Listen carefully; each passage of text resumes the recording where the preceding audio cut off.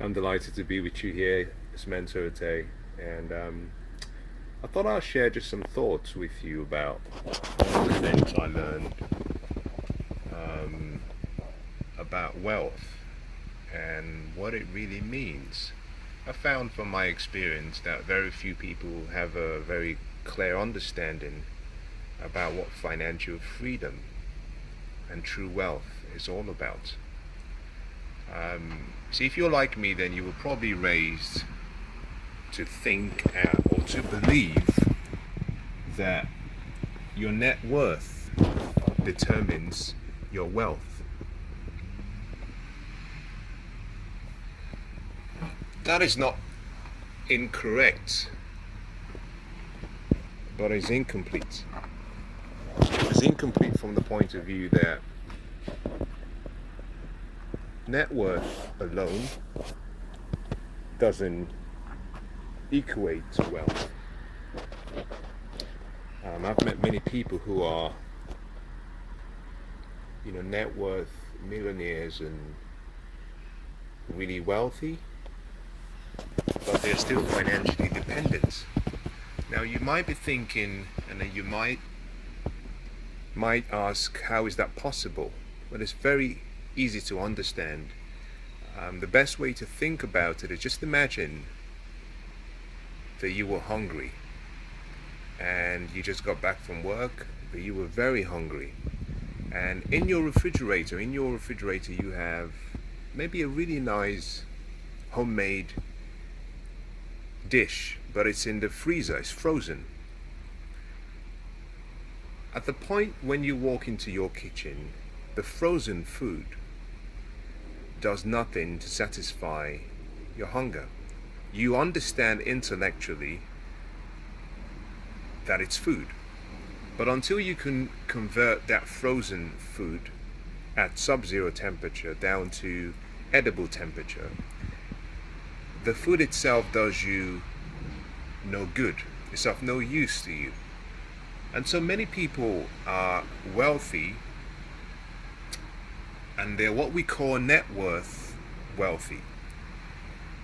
True wealth is measured in money, but not money alone. Money as a function of time, and for money to be measured as a function of time, it must be converted to income.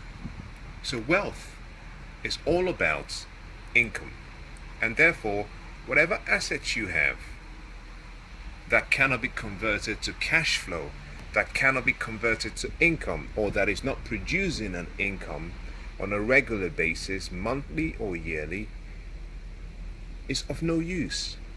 And the reason I say that is because just imagine you had a real estate investment or property investment that was worth perhaps 10 or 15 million.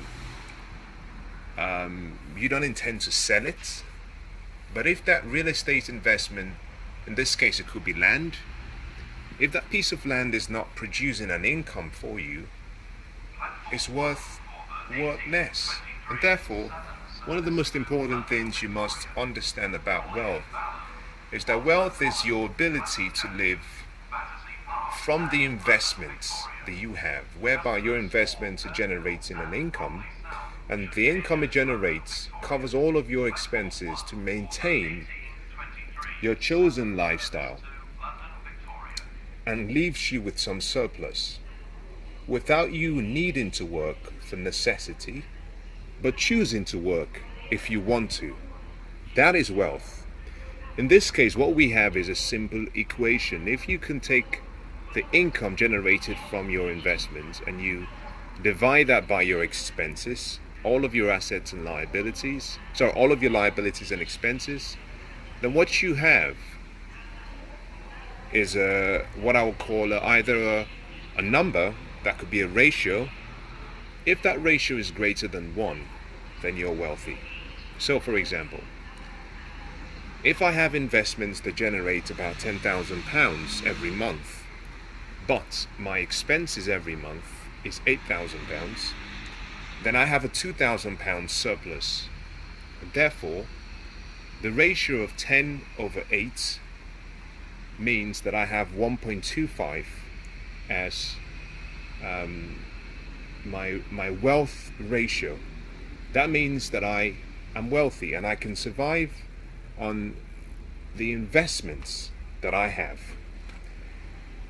Now, it's really that simple. If you can understand that, then you have positioned yourself in a place whereby you can become wealthy. Now, I've got to go now because my train has just arrived and I've got to get on the train.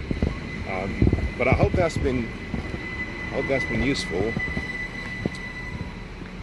Many people will be a lot more wealthy than they are if they were able to discipline themselves to start living within their means and adopt the principle of investing.